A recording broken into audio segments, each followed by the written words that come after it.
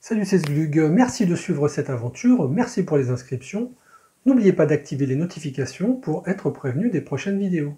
Merci aussi de commenter, de poussoyer et de partager. En regardant cette vidéo, vous prenez le risque d'apprendre quelque chose et je décline toute responsabilité en cas de surchauffe neuronale. Je pars du principe que vous avez vu les anciennes vidéos et il vaut mieux regarder les vidéos en x2 plutôt que de faire des bons, sinon vous allez rater des trucs et astuces. Dans la dernière vidéo, je vous ai montré comment j'identifie un disque défectueux sur mon NAS. Dans cette vidéo, je vais vous expliquer l'architecture et les OS que je vais installer sur mon NAS. En fait, je vous montre comment je vais rénover mon NAS et les choix que j'ai faits. Allez, c'est parti. Donc voilà l'architecture que j'avais avant. Donc sur ma machine, j'avais installé OpenMediavo, donc mon NAS, sur lequel je pouvais partager mes fichiers et je m'en servais pour faire une copie de sauvegarde. Je vais un petit peu changer ça donc, puisque maintenant, à la place d'installer directement OpenMediavo sur la machine, je vais passer par Proxmox. Proxmox est un hyperviseur. Il va me permettre d'installer plusieurs machines virtuelles et dans laquelle je vais installer OpenMediavo. Il est vrai que ça va un petit peu complexifier l'architecture, puisque maintenant il va falloir prendre en considération Proxmox. Néanmoins, le rôle de Proxmox est vraiment de pouvoir gérer les disques durs et de gérer les machines virtuelles. Donc je vais pouvoir installer donc OpenMediavo qui va me servir comme avant, mais je vais pouvoir aussi installer TrueNAS en même temps sur la même machine et pouvoir comparer les deux déjà assez facilement. Mais aussi, je vais pouvoir y installer un Ubuntu normal et puis éventuellement un CentOS et toute autre machine virtuelle avec ce que je veux à l'intérieur, y compris un Windows 10. Tout ça sur, effectivement, maintenant cette nouvelle machine. Ce qui va ouvrir des possibilités pour faire des tests plus facilement dans des machines virtuelles. Alors évidemment, je m'attends à galérer un petit peu parce que toutes ces choses-là, c'est un petit peu nouveau. Et c'est peut-être pas évident de comprendre tout ce qui est virtualisation. Mais voilà, on va y aller doucement et petit à petit, je pense qu'on va arriver vers la première étape étant de remettre OMV sur mon NAS. Dans mes vidéos, je ne veux pas du tout rentrer dans un débat de savoir si c'est bien ou pas la virtualisation. Moi, j'ai choisi de l'utiliser et je vais vous montrer comment je fais. On va commencer par télécharger Proxmox. Donc nous voici sur le site de Proxmox. On va aller directement dans la section Download. On va prendre Proxmox Virtual Environment et Image ISO. Et on va prendre la Proxmox 6.3 ISO Installer. Voilà, on enregistre le fichier. Donc ça télécharge comme d'habitude. On va récupérer ça dans le répertoire téléchargement. Pour installer Proxmox, je vais utiliser Ventoy. C'est une solution que j'ai découvert grâce à la chaîne de Guipom. Je vous mets le lien de sa chaîne dans la description. Il a fait toute une série super bien sur les NAS que vous devriez regarder si vous voulez ou si vous avez un NAS chez vous. Pour poursuivre, on va télécharger Ventoy. Nous voici sur le site de Ventoy.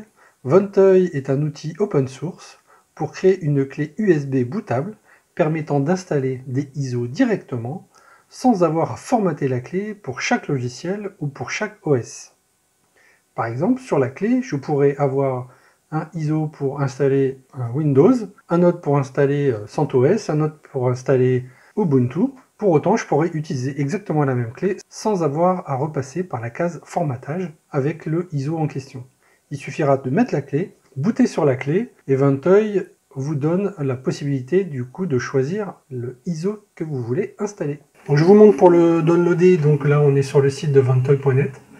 Pour le downloader, donc, vous cliquez sur Download.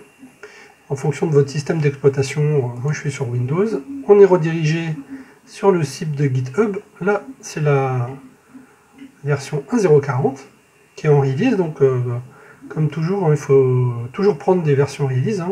Donc un petit peu plus bas, vous avez donc la version en zip que je download. Donc là, elle est en train de télécharger, c'est très rapide. Voilà, donc j'ai recopié mon zip dans le répertoire où je voulais le poser. Il suffit donc de le dézipper. Donc nous voici dans le répertoire Ventoy, il n'y a pas d'installation. On double-clique sur le fichier exe. Là, il y a une petite fenêtre, comme d'habitude, pour le compte administrateur. Hop, voilà, moi c'était arrivé à côté. Alors ici, normalement, vous avez justement les clés USB que vous êtes censé pouvoir mettre. Là, j'en ai pas installé. Donc on dit bien que la version de Vantoy, c'est la 1.0.40, hein, c'est ce qu'on a téléchargé. Alors j'ai branché ma clé USB. Maintenant, je peux actualiser. Donc c'est bien une Kingston de 16 Go. Et puis, ben voilà, maintenant, j'ai plus qu'à cliquer sur Install et voilà, donc ça va être formaté, donc il faut vraiment retirer tout ce que vous avez dessus si vous aviez quelque chose. Je vais dire oui. Il y a une deuxième demande, on dit oui. Alors on attend que ça formate. Ça, c'est fonction de si vous êtes en USB 2.3. Et donc voilà, nous avons hop, Vantoy qui nous dit qu'il a réussi. Notre clé USB est bien correctement installée. Alors du coup, la clé, on va s'en servir pour installer Proxmox. Après, vous pouvez faire comme vous voulez. Hein. Voilà, moi pour l'instant, il n'y a rien d'autre dessus, donc je vais copier directement dessus. Donc le Vantoy, on n'en a plus besoin, on peut fermer. Hop, je peux fermer cette partie-là aussi. J'en ai plus besoin. Je l'ai réduit. Bon, je vais passer un petit peu en accéléré pour la copie, parce que ça peut prendre des fois un peu de temps. Voilà, on arrive à la fin. Hop, c'est terminé. Donc maintenant, voilà, j'ai mon fichier ISO avec Proxmox d'installer dessus. Donc la version 6.3.1.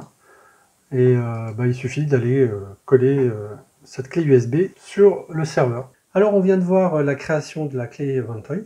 Je vais vous montrer comment aussi on peut faire une mise à jour. Et pour le bruit de fond, je suis désolé, c'est mon imprimante à côté qui fait pas mal de bruit. Alors je vais lancer Vantoy. Donc il y a la petite pop-up d'autorisation, hein, comme d'habitude. Il est arrivé ici. Donc là on est bien dans la version 1.40. J'ai branché, il n'a toujours rien, donc je vais recharger.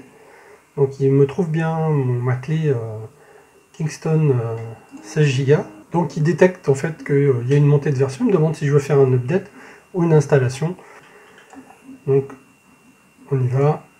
Voilà, il me dit que pour moi en tout cas l'upgrade est safe, hein, je n'aurai pas besoin de formater toute la carte. Évidemment, il faudra lui dire oui. Voilà pour la mise à jour de la clé Vantoy.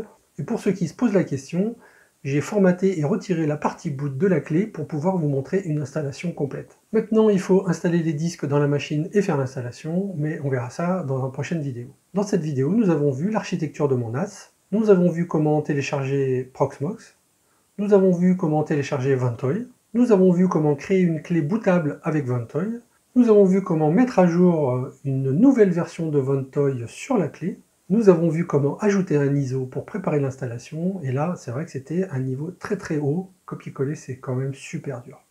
J'espère que ces informations vont vous aider ou vont vous donner des idées. N'hésitez pas à mettre des commentaires et à partager. N'oubliez pas de vous abonner et d'activer les notifications pour être prévenu des prochaines vidéos. Si vous aimez ou pour m'encourager, poussoyez. Sinon, mettez un pouce vers le haut. Et à ciao, bon dimanche!